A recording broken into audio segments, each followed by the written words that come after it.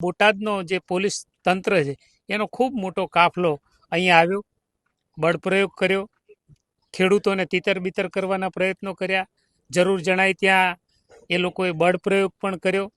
રાજુભાઈ કરપડાને આ આંદોલનમાંથી હટાવવા માટે એમને લગભગ 25 મિનિટ સુધી ખેડૂતો નહોતા ઈચ્છતા કે રાજુભાઈની ધરપકડ થાય, અને પ્રશાસન જે પોલીસ તંત્ર છે એ ઈચ્છતું હતું કે અહીંથી રાજુભાઈને હટાવવામાં આવે જેથી કરીને આંદોલન સમાપ્ત થઈ જાય.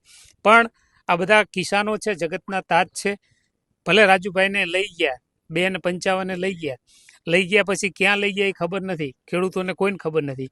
ત્યાર પછી વહેલા 5 વાગ્યે એક મારી ધરપકડ એટલે કે અમૃતભાઈ મકવાણા, વિક્રમભાઈ દવે અને અભિષેક મકવાણા, બીજા 3 કાર્યકર્તાઓની પણ એ લોકોએ ડિટેન કર્યા અને સિટી પોલીસ સ્ટેશનની અંદર લઈ ગયા. અત્યારે જે અમને માહિતી મળી છે એ પ્રમાણે રાજુભાઈ કરપડાને અહીંથી સુરેન્દ્રનગર પોલીસ દ્વારા મૂકવામાં ગાડી ગઈ છે, એ કદાચ વચ્ચે રસ્તામાં હશે.